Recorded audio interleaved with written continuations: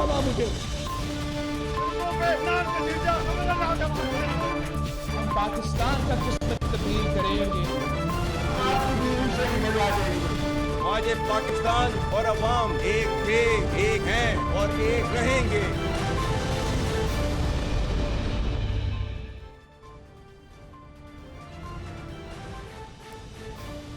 जी अस्सलाम वालेकुम। आज की सबसे बड़ी खबर, सबसे अहम तरीन खबर, साबिक DG ISI lieutenant general retired Faiz Hamid गिरफ्तार हो गए हैं। उनका कोर्ट मार्शल आगाज हो चुका है।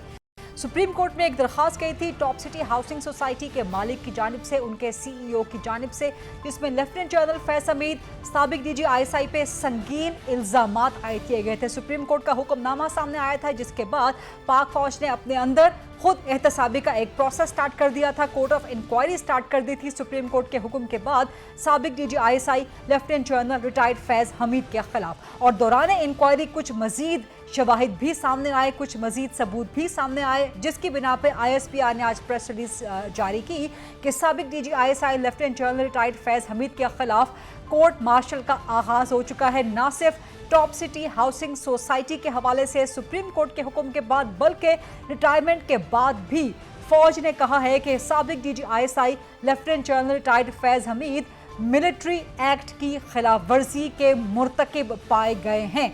आईएसपीआर की प्रेस रिलीज ने इस बात की वजाहत नहीं की कि रिटायरमेंट के बाद कौन सी ऐसी सरगर्मियां जनरल फैज हमीद की साबिक डीजी आईएसआई की पाई गई हैं जिनमें वो मुलव्विस पाए गए हैं, जो कि मिलिट्री एक्ट के खिलाफ वर्जी करार पाई जाती है। लेकिन इस हवाले से कयास आराइयों का सिलसिला जारी है। इन कयास आराइयों में कितनी सदाकत है, प्रोग्राम में आगे चल के आपको बताएंगे। लेकिन जो बुनियादी एक कंप्लेंट थी टॉप सिटी हाउसिंग सोसाइटी, उसके हवाले से चंद हकाइक आपके सामने रख रहे हैं। साबिक DG ISI lieutenant general retired Faiz Hamid का कोर्ट मार्शल उसका फौज ने आगाज कर दिया है और यह भी कहा है कि जनरल फैज हमीद के खिलाफ रिटायरमेंट के बाद पाकिस्तान आर्मी एक्ट की कई खिलाफ वर्जियां भी साबित हो चुकी हैं। जनरल फैज हमीद को फौजी तहवील में ले लिया गया है, उन्हें गिरफ्तार कर लिया गया है। जो टॉप सिटी हाउसिंग सोसाइटी का मामला है, सुप्रीम कोर्ट ने 8 नवंबर 2023 को इस निजी हाउसिंग सोसाइटी टॉप सिटी के मालिक की जानिब से फैज हमीद के खिलाफ दरखास्त निपटा दी और रिमार्क्स दिए कि साबिक डीजी आईएसआई और उनके मुआविनीन के खिलाफ जो शिकायत हैं उनके इजाले के लिए मिनिस्ट्री ऑफ डिफेंस समेत मुतल्लिका फोरम से रुजू किया जाए। चीफ जस्टिस काजी फाइज ईसा, जस्टिस अमीनुद्दीन और जस्टिस अता मिनल्ला पर मुश्तमिल सुप्रीम कोर्ट के बेंच ने टॉप सिटी हाउसिंग स्कीम के मालिक मोइज अहमद खान की जानिब से जो दरखास्त दायर की गई थी उस पर समाअत की थी। जो टॉप सिटी के मालिक ने दरखास्त दायर की थी, उस दरखास्त के मुताबिक 12 मई 2017 को पाकिस्तान रेंजर्स और आईएसआई के एहलकारों ने दहशतगर्दी के एक मुबैना केस के सिलसिले में टॉप सिटी के ऑफिस और उसके सीईओ मुइज खान के रिहाइशगाह पे छापा मारा और सोने और हीरों के जेवरात और रकम समेत कीमती सामान लूट लिया।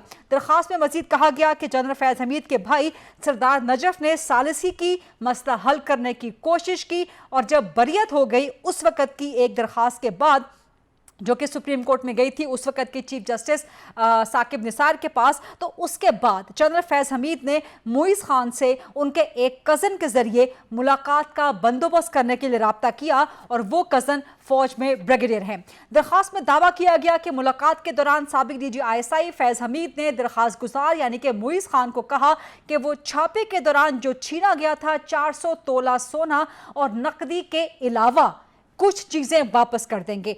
दरखास्त में मजीद कहा गया कि आईएसआई के रिटायर्ड ब्रिगेडियर नईम फखर और रिटायर्ड ब्रिगेडियर गफ्फार ने मुबैना तौर पर दरखास्त गुजार को 4 करोड़ रुपए नकद अदा करने पे मजबूर किया।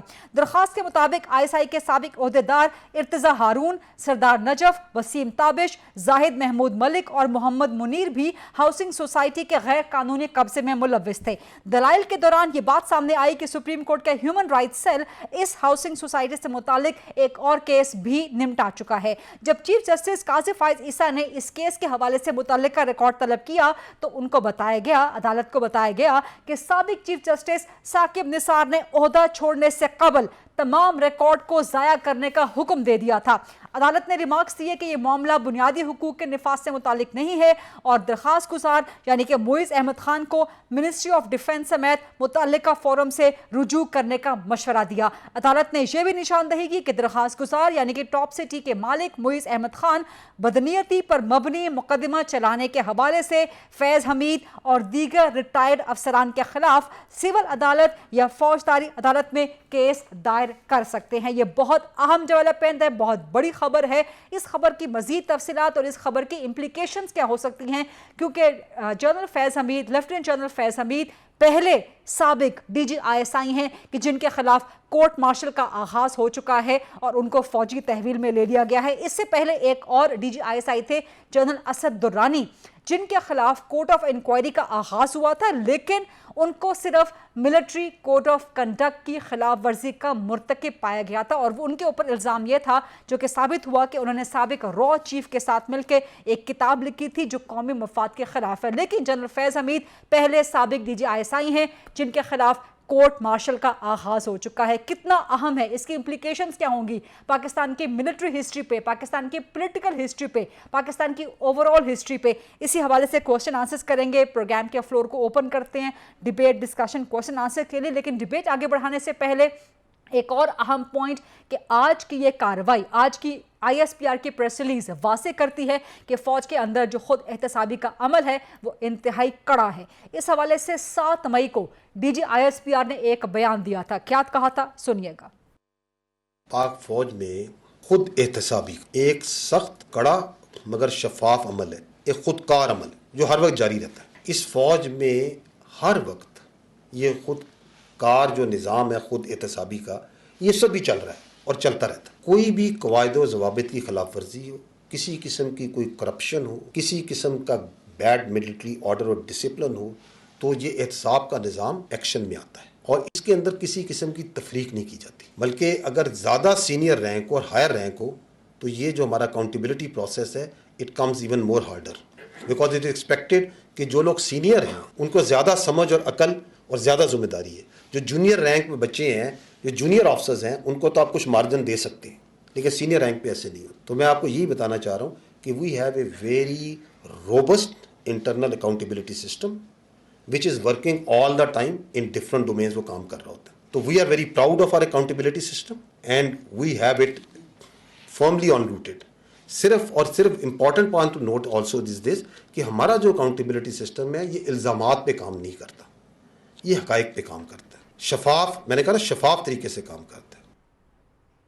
फौज के अंदर खुद एहतसाबी का अमल बहुत रोबस्ट है, कड़ा है, शफाफ है। प्रोग्राम में डिबेट को आगे बढ़ाएंगे, ओपन करते हैं डिस्कशन के लिए। अपने गेस्ट का इंट्रोडक्शन आपसे करवा दूं। मेरे साथ मौजूद हैं राना एहसान अफजल खान साहब, वज़ीर आज़म के कोऑर्डिनेटर हैं, फेडरल कैबिनेट का हिस्सा हैं, मुस्लिम लीग नून से इनका ताल्लुक है। ब्रिगेडियर रिटायर्ड हारिस नवाज साहब मेरे साथ मौजूद हैं, सीनियर दिफाई तज्ज़ियाकार हैं। और ब्रिगेडियर रिटायर्ड वकारुल हसन साहब मौजूद हैं, सीनियर दिफाई तज्ज़ियाकार और पाकिस्तान तहरीक इंसाफ से ज्वाइन कर रहे हैं। राना आतिफ साहब मरकज़ी सरकर्दा रहनुमा हैं। ब्रिगेडियर हारिस नवाज साहब, आपसे जानना चाहूँगी कितना अहम है ये फ़ौज के अंदर। एक तो फ़ौज की जो खुद एहतसाबी का एक प्रोसेस है, ठीक है, वो दुरुस्त है, लेकिन पहले साबिक DG ISI के ख़िलाफ़ कोर्ट मार्शल होना, ये ज़ाहिर है मिलिट्री हिस्ट्री के लिए भी एक बहुत अनप्रेसिडेंटेड है, पाकिस्तान की ओवरऑल मजमूई हिस्ट्री के लिए अनप्रेसिडेंटेड है, पॉलिटिकल हिस्ट्री के लिए अनप्रेसिडेंटेड है। फिर ISPR की प्रेस रिलीज कहता है कि रिटायरमेंट के बाद भी फैज़ हमीद ऐसी सरगर्मियों में मुलव्विस पाए गए जो कि पाकिस्तान मिलिट्री एक्ट की खिलाफ वर्जी रहीं। कौन सी हो सकती हैं ऐसी सरगर्मियाँ और क्या इम्पैक्ट होगा इस कोर्ट मार्शल का?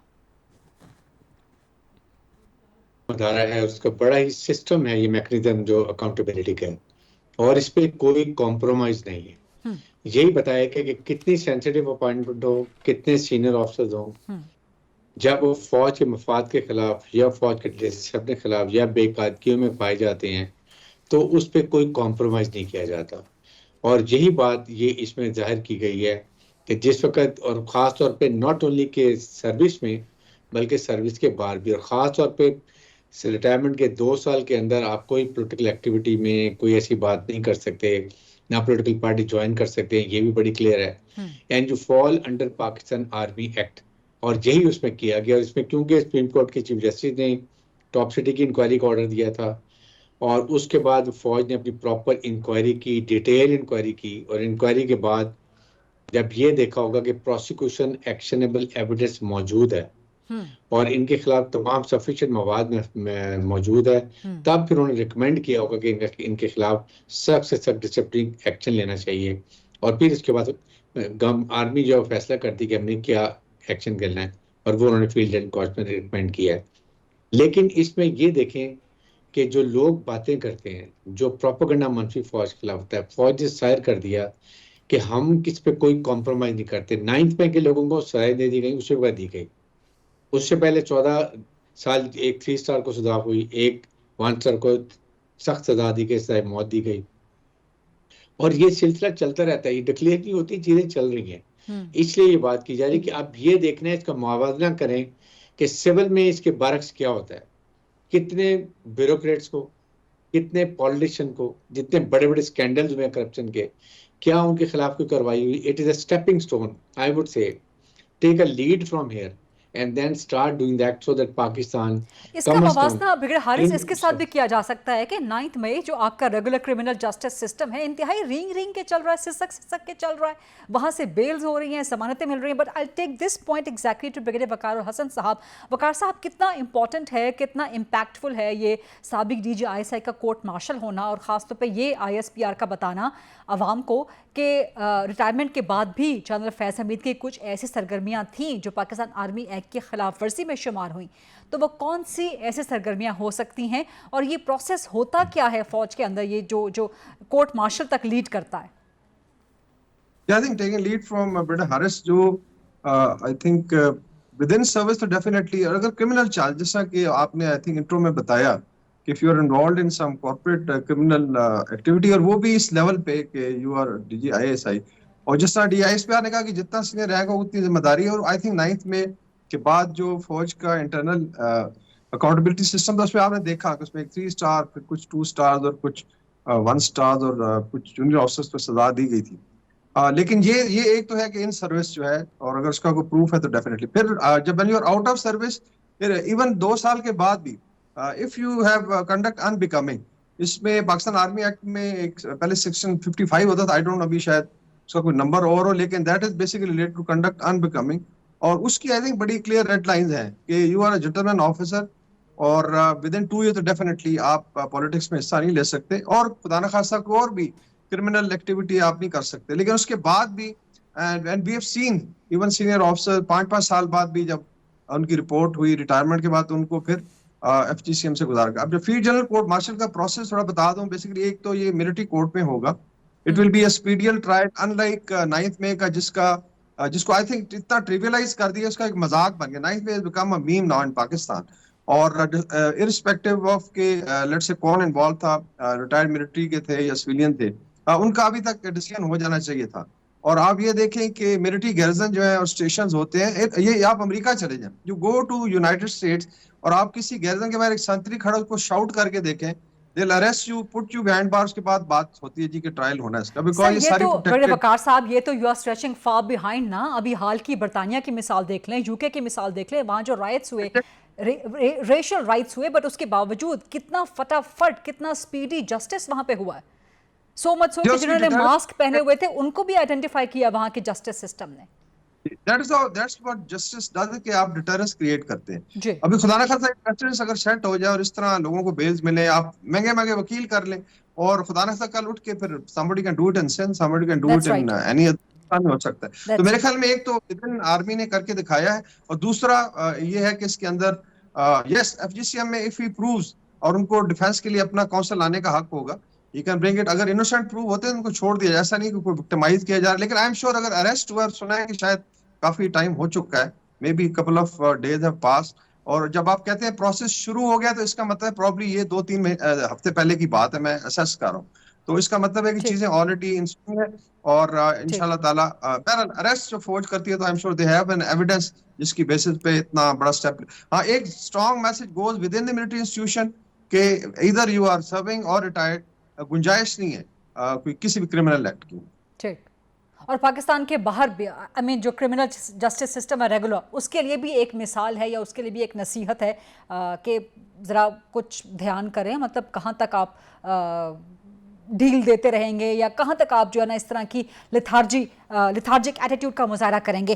राना एहसान अफजल साहब, नवाज शरीफ हमेशा से मुतालबा करते रहे हैं कि जनरल फैज़, जनरल बाजवा के खिलाफ कार्रवाई हो, वो उन्हें अपने खिलाफ होने वाली ज़्यादतियों का बाइस ठहराते हैं, उसका वो सारा जो ट्रैक डाउन करते हैं, ट्रेस डाउन करते हैं सब कुछ जनरल फैज़, जनरल बाजवा के बारे में। तो जनरल फैज़ का कोर्ट मार्शल मुस्लिम लीग नून किस तरह देखती है इसको? बिस्मिल्लाह रहमान रहीम। देखें, एक तो वो बिल्कुल पर्सपेक्टिव है कि जहां हम लोग ये डिमांड करते रहे कि जिन्होंने आइन तोड़ा है या गैर आइनी इक़दामात लिए हैं उनको कटहरे में खड़ा करना चाहिए, लेकिन अभी ये जो हालिया ये इंसिडेंट है जहां उनको अरेस्ट किया जा रहा है, ये तो स्पेसिफिक वजूहात की वजह से है। जिस तरह सब जानते हैं कि वो सिटी जो हाउसिंग है उसकी वजह से, और फिर इनके जो आफ्टर रिटायरमेंट जो इनका कॉन्डक्ट था which was against the army act, उस हवाले से है। देखें, इससे दो तीन चीजें क्या हो सकता है आपके नजदीक, क्योंकि आईएसपीआर की प्रेस रिलीज यहाँ पर बड़ी मुबहम है, बड़ी वेग है, उसने वो आइडेंटिफाई नहीं किए कि पोस्ट रिटायरमेंट जनरल फैज़ की वो कौन सी सरगर्मियां थीं जो पाकिस्तान मिलिट्री एक्ट की खिलाफ वर्जी वायलेशंस में हुई। सो आपके नजदीक क्या हो सकता है पॉसिबली? वो पॉलिटिकल एक्टिविटीज में जो है वो पार्टिसिपेट करना एक हो सकती है, ये मेरा ख्याल है, लेकिन ये अब आगे जाके चीजें एविडेंट होगी। देखिए, सेल्फ अकाउंटेबिलिटी इससे बड़ी क्लियर है। 9 मई के हवाले से भी आर्मी ने सेल्फ अकाउंटेबिलिटी की, और जो लोग उसके अंदर स्लैक कर रहे थे या जो भी उनकी इन्वॉल्वमेंट थी उसके मुताबिक उनके जो है वो ट्रायल्स हुए और उनको सजाएं मिली या जैसे भी वो मामला थे। तो अकाउंटेबिलिटी एक अदारे में तो चल रही है, लेकिन सवाल ये उठता है कि जो सिविलियन साइड है, जहां एक आम आदमी को तो शायद ही इंसाफ मिलता है, उसके बच्चे और पोतों तक इंसाफ जो है वो हम नहीं दे पाते सिविल जुडिशरी के तहत।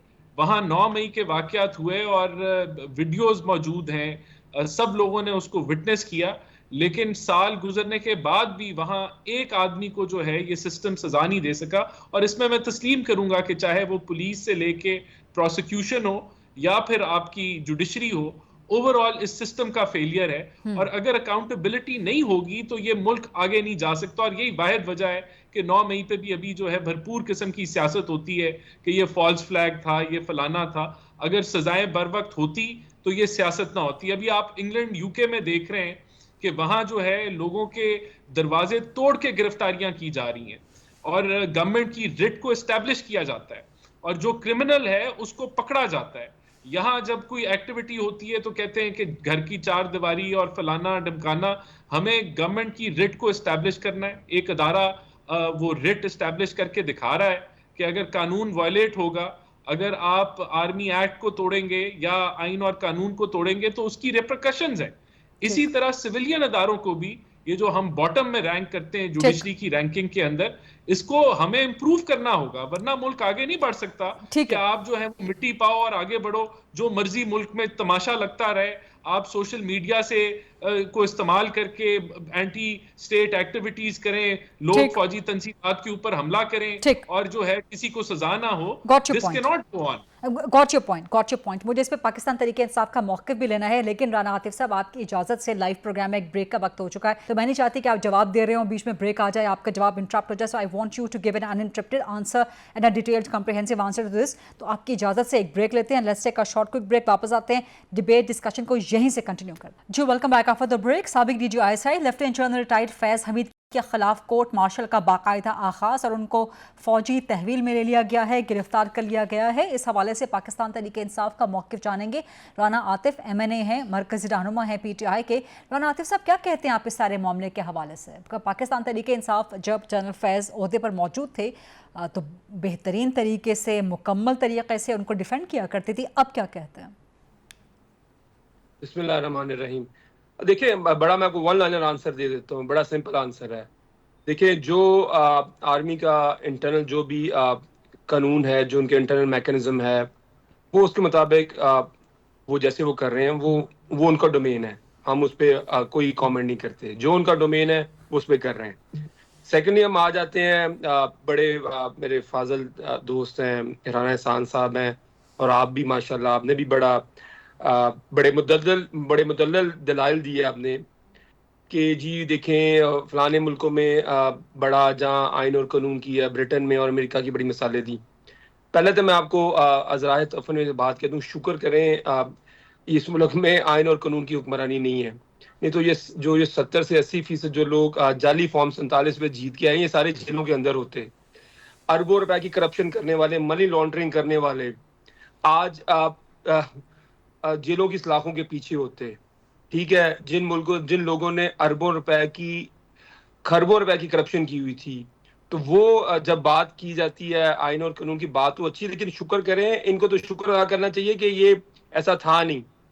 तो अगर इस तरह आपके ख्याल में ये जो जिस तरह 9 फरवरी को इलेक्शन चुराया गया, ऐसे इलेक्शन चुराया जाता?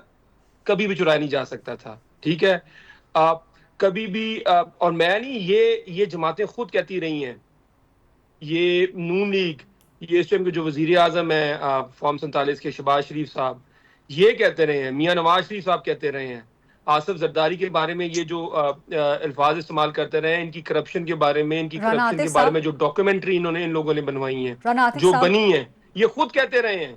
राना आतिफ साहब, let me remind you, और अगर आपकी इजाजत हो, नहीं आप जरूर करें uninterrupted, सिर्फ एक आपकी इजाजत से let me remind you। Intro दिया अकेले ने, अब मुझे बात करने दें। आप नहीं, आपको मेरे इंट्रोडक्शन पर तो कोई एतराज नहीं होना चाहिए ना, that I have to present the facts to the public। मैं कह रहा हूं uninterrupted बात तो करने दें आप। अच्छा चलें, आप जवाब मुकम्मल कर लें, लेकिन मेरा सवाल ये नहीं था जी। प्लीज, मैंने उसका जवाब दे दिया। मैंने कहा देखें, जो आर्मी का इंटरनल मैकेनिज्म है, जिसके मुताबिक वो जो मुनासिब समझते हैं, वो उनको डोमेन है, उसमें मेरा कोई कमेंट नहीं है। यानी कि जनरल फैज के खिलाफ जो हुआ है कोर्ट मार्शल दुरुस्त हुआ है, राइट? नहीं, देखिए मैंने कहा जो उनको डोमेन है, जैसे वो मुनासिब समझ रहे हैं, वो उनको डोमेन है।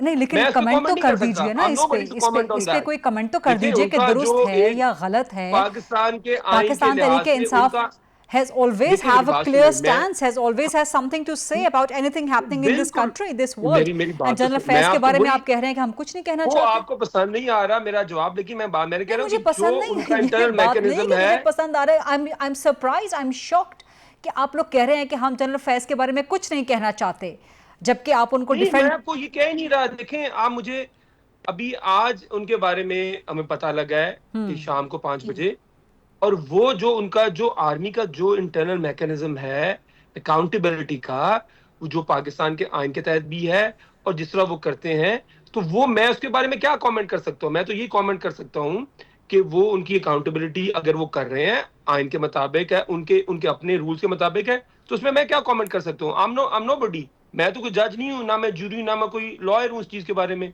मैं तो यही कह सकता हूँ। और जो मैं यानी कि आप कह रहे हैं कि पाकिस्तान तहरीक इंसाफ इस बारे में भी कोई राय नहीं रखती कि ये दुरुस्त हो रहा है या गलत हो रहा है, कोई राय नहीं है इस बारे में? नहीं, ऐसे देखिए, अब मैं अगेन आपको बात करूँ लॉजिकली, मैं क्या कह सकता हूँ, ये दुरुस्त है, ये गलत है। मामले के फैक्ट्स जो मुतलका फोरम है, वहां पे ये डिसाइड होगा ना। मैं तो आपको अपना बड़ा सिंपल आंसर दी, जो मुतलका फोरम है जिसपे वो उनकी कोर्ट ऑफ इंक्वायरी में तो चीजें साबित हुई है ना। अब तो कोर्ट मार्शल का आगाज हो रहा है, कोर्ट ऑफ इंक्वायरी में ये सब इल्जाम साबित हुए हैं। चीजें प्रोसीड करेंगी, वो जो अग्रीव्ड पार्टी होंगी वो आप उस पर कमेंट कर सकती हैं। मैं तो आपको बता दें कि जो मैंने एक प्रिंसिपल पोजीशन आपको बता दी है। प्रिंसिपल पोजीशन ये है कि जो चीज अगर वो उनका इंटरनल मैकेनिज्म है उसके मुताबिक हो रही है, तो वो this is quite interesting. Rana Atif साहब की पाकिस्तान तहरीक इंसाफ, जो कि जनरल फैज को हमेशा डिफेंड करती रही है, बहुत अच्छा वर्किंग रिलेशनशिप रहा है, क्या कुछ नहीं रहा? वो पाकिस्तान की सियासत का हिस्सा है। मेरा ख्याल है कि ये दो मुख्तलिफ चीजें हैं। मेरे ख्याल में ये दो मुख्तलिफ चीजें हैं। हाँ। अब ये बिल्कुल दो मुख्तलिफ चीजें हैं।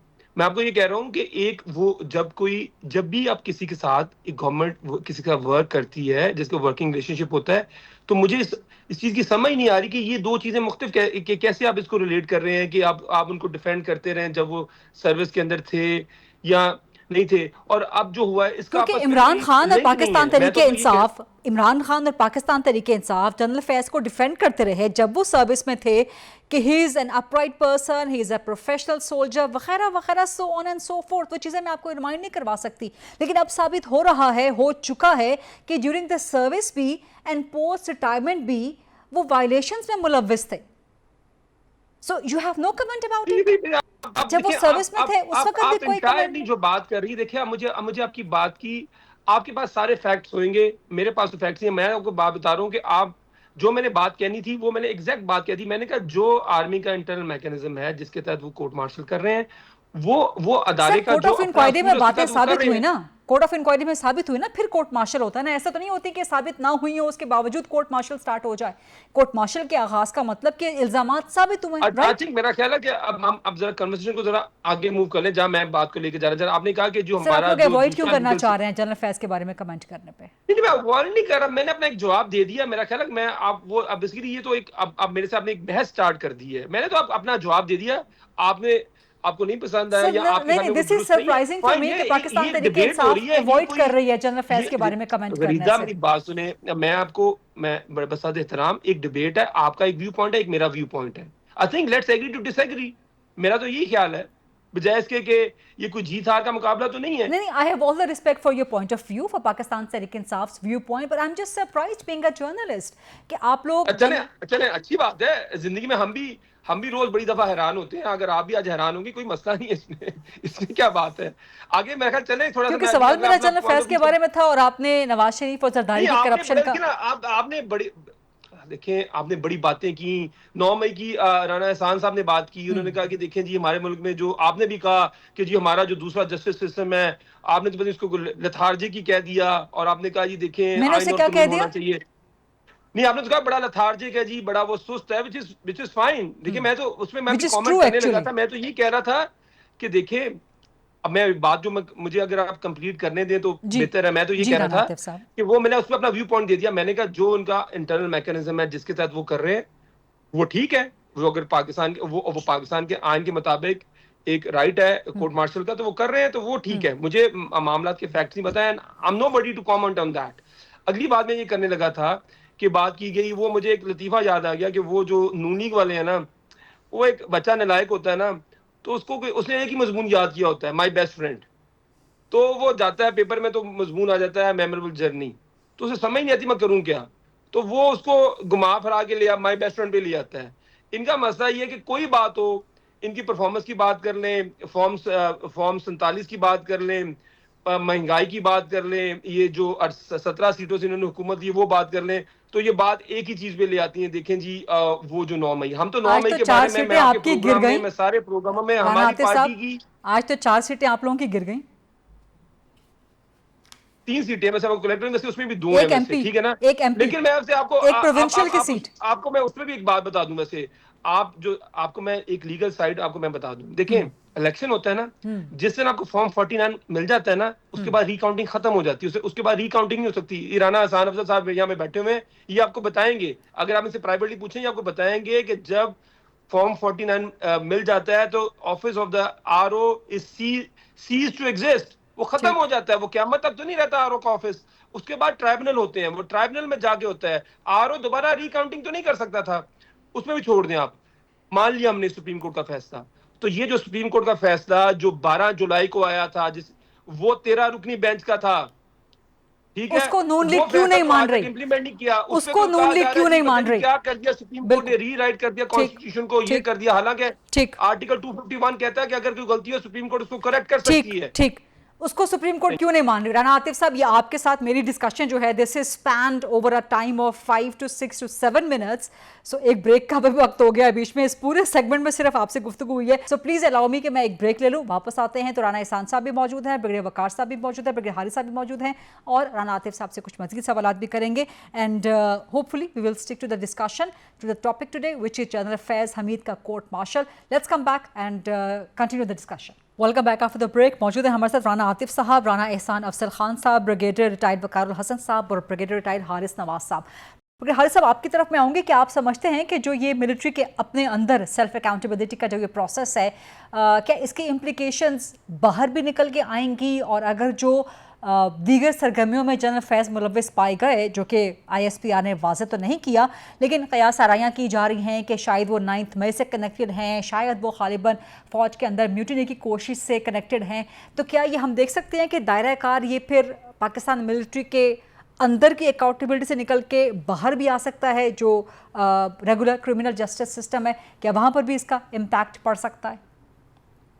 ये गरीदा बिल्कुल हो सकता है। ये जो इंक्वायरी हुई होगी पहले, उसके अंदर तमाम हकाइक डाले होंगे कि इसमें पोस्ट रिटायरमेंट के बाद अगर कोई एक्टिविटीज हैं उसमें कौन कौन इन्वॉल्व थे, कौन शामिल थे, कोई इसमें ऐसी चाह रहे थे, या हो सकता है कि फौज के खिलाफ उकसाया जा रहा हो, ये ऐसे लोग पॉलिटिशियन कोई भी हो सकते हैं, तो ये इंक्वायरी रिपोर्ट में भी उसकी recommendation might be sent from army से सिविल गवर्नमेंट की तरफ भी कि आप अपने ये लोगों के खिलाफ भी प्रॉपर कार्रवाई करें, क्योंकि हमारा तो बड़ा कड़ा खुद साबिक अमल है, हम उसको पूरा कर रहे हैं, हमने ये दिखा दिया। और ये हमेशा का प्रोसेस, ये नहीं कि इस दफा ये हमारा मैकेनिज्म हमेशा से है, तो वो कर दिया गया। और साथ में जब कोर्ट मार्शल होता है तो उसके अंदर तो वही चीजें आएंगी जो इंक्वायरी के अंदर हुई होंगी। बेसिकली मेन चीज कि इंक्वायरी के अंदर डिटेल इंफॉर्मेशन होती है, उसके बेस के ऊपर वो एक ओपिनियन फॉर्म करते हैं और ओपिनियन के बाद रिकमेंडेशन होती है कि इसमें सोन के खिलाफ क्या कार्रवाई होनी चाहिए, और based on that court martial constitute किया गया है। ये 2 स्टार या 3 स्टार के ऊपर होता है, प्रेसिडेंट और बाकी मेंबर होता है, एक लीगल जैक ब्रांच का होता है कि वो भी आके इसको करते हैं। बिल्कुल ठीक है। ब्रिगेडियर वकार साहब, यही सवाल है कि आपकी तरफ आऊंगी कि जाहिर है वो कोर्ट ऑफ इंक्वायरी हुई है, उसमें इल्जामात साबित हुए हैं, और ये तो नहीं होगा ना कि इल्जामात सिर्फ वन लाइनर होंगे या फ्यू लाइनर्स होंगे, जाहिर उसकी डिटेल होगी, उसके साथ सब सबूत शवाहिद सब जो है वो एनेक्स्ड होंगे, उसके साथ अटैच्ड होंगे। तो अगर इन शवाहिद में कुछ दीगर या कुछ ऐसी चीज़ें भी सामने आती हैं या ऐसी शख्सियात के नाम सामने आते हैं कि जो जिनका ताल्लुक बनता है पाकिस्तान के क्रिमिनल जस्टिस सिस्टम से, तो क्या दायरा कार फैल सकता है, हाइपोथेटिकली स्पीकिंग, जो दीगर सरगर्मियां जो वायलेशंस में मुलव्विस पाई गई हैं उनको सामने रखते हुए? जिसमें डेफिनेटली पॉसिबिलिटी होती है। एक तो एविडेंस अब तक कलेक्ट किया गया कोर्ट ऑफ इंक्वायरी में, और फिर कुछ चीजें ट्रायल के दौरान निकलती हैं। आपने इवन सुप्रीम कोर्ट की प्रोसीडिंग में देखा, फिर आगे से डायरेक्शन भी निकलती है। तो मेरे ख्याल में एंड इट डिपेंड्स कि उनका अपना फिर कंडक्ट जो है, उनका रिस्पांस क्या आता है। Does he let's say feel guilty, और उसके बाद क्या वो रेडी हैं to let's say share the information जो उनके पास होगी, सावधान है in case we are just speculating. तो इसमें चांसेस होते हैं, स्पेशली अगर खुदा ना खास्ता it's something related to assaulting on the chain of command of the military, फर्ज करें तो फिर तो उसमें अगर सिविलियन भी आता है तो वो देन ही अगेन ही falls under the army act के तहत ही आएगा। और लेकिन वो तो सुप्रीम कोर्ट का वहां पे स्टे है ना, कंडीशनल है वहां सुप्रीम कोर्ट का। ये चूंकि अभी इसमें एक सीनियर मिलिट्री ऑफिसर इन्वॉल्वड है, और आई एम जस्ट स्पेकुलेटिंग, तो देयर आर चांसेस कि ड्यूरिंग द कोर्ट प्रोसीडिंग कुछ और चीजें सामने आएंगी। नाउ इट डिपेंड्स उनका रिस्पांस क्या आता है। राइट, राना एहसान साहब इस पे कमेंट कर दीजिएगा, यही सवाल जो मैंने ब्रिगेडियर साहिबान से किया है। और राना आतिफ साहब जो आपके बारे में बात कर रहे थे मुस्लिम लीग नून के बारे में, उस पर कमेंट करना चाहें तो द फ्लोर इज योर्स। सबसे पहली बात तो ये कि ये इनकी 3.5-4 साल हुकूमत में अगर करप्शन थी तो पकड़ लेते, तब तो हीरोइन के केसेस बना रहे थे, रगड़ा निकाल रहे थे। अब गैर आईनी तरीके से ब्लैकमेल करके नैब को के चेयरमैन को ऑपोजिशन का रगड़ा निकाल रहे थे। खुद करप्शन परसेप्शन इंडेक्स पे 140वां रैंक था इनका, वर्स्ट एवर करप्शन के ऊपर ट्रांसपेरेंसी इंटरनेशनल की रिपोर्ट है। फिर जमहूरी बनते हैं, जमहूरियत जो है वो इनको टाइटल मिला प्रेडेटर ऑफ प्रेस फ्रीडम। तो ये कौन सी बातें करते हैं करप्शन की। फराग गोगी और वो जो नेक्सस था बुशरा बीबी का, वो सारे मामला, पहली दफा चोरी के पैसे पकड़े गए, 190 मिलियन पाउंड चोरी का पकड़ा गया, वो इन्होंने आके एडजस्ट करा लिया, उसके वे जमीनें ले ली, और फिर जो है वो कंस्ट्रक्शन भी उनसे कराना शुरू कर दी। तो जब ये करप्शन की बात करते हैं और करप्ट तरीन की बात करते हैं, ये इनको ये भूल जाते हैं कि इनका अपना क्या किरदार रहा है और किस तरीके से इनके मामला चलते रहे। बाकी देखें, मैं समझता हूं कि इससे लेसन लर्न करना चाहिए। I have a bit short of time, आप जवाब मुकम्मल करें, लेकिन मेरा सप्लीमेंट्री सवाल जरूर ले लें, फिर आप जवाब अपना मुकम्मल करें, and then I will go to Rana Atif साहब। लेकिन राना एहसान साहब, क्या is it surprising for you कि पाकिस्तान तहरीक इंसाफ कोई कमेंट नहीं करना चाह रही जनरल फैज के कोर्ट मार्शल पे? Is it surprising? ये जो इलीगैलिटीज हो रही थी, पता नहीं ये उनका हिस्सा होंगे, फराग गोगी के साथ कोई नेक्सस होगा, ये प्रॉपर्टी रियल एस्टेट के अंदर जो है इन्होंने बड़ी उसको सपोर्ट किया और अनप्रोडक्टिव सेक्टर था, क्या पता यहाँ कड़ियां मिलती हों जो ये खामोशी इख्तियार कर रहे हैं। ये तो अब इन्वेस्टिगेशन में पता चलेगा कि कहां किस किस की कड़ी मिलती थी। ठीक है, राना आतिफ साहब, योर लास्ट कमेंट प्लीज। देखें जी, जैसे ये राना एहसान अफजल साहब ने बात की 190 मिलियन पाउंड की, मुझे थोड़ी हैरानगी हुई है कि राना साहब ने ये बड़ी अजीबोगरीब किस्म की बात की। ये बड़ी आमियाना सी बात है, ये जो सिर्फ पॉइंट स्कोरिंग के लिए। वो 190 मिलियन पाउंड एनसीए ने ट्रांसनेशनल क्राइम एजेंसी ने ट्रांसफर किया सुप्रीम कोर्ट के अकाउंट के अंदर, वो किसी और के अकाउंट में ट्रांसफर नहीं किया। नंबर 1। नंबर 2, ये नहीं सर, वो एनसीए ने सुप्रीम कोर्ट को ट्रांसफर नहीं किया। नहीं sir, this is factually incorrect. Prime minister के ऊपर 24 अरब रुपए की वो जो चीनी वाला था उसके अकाउंट से जो मनी लॉन्ड्रिंग हुई थी, ठीक है ना, ओपन एंड शट केस था, वो उन पे तो आ नहीं रहे। 2 साल ये बातें करते ठीक। रहे जी, उस्मान बुज़दार। मुझे बात सुन ले, जरा हौसले से बात सुन ले। उस्मान बुज़दार के बारे में ये कहते रहे जी, देखें जी कि वो उसने और फराह गोगी ने उस्मान बुज़दार के खिलाफ मुझे बताएं कि इन्होंने कौन सी इंक्वायरी तक कौन सी की है इन्होंने आज तक। ये क्या बातें कर रहे हैं?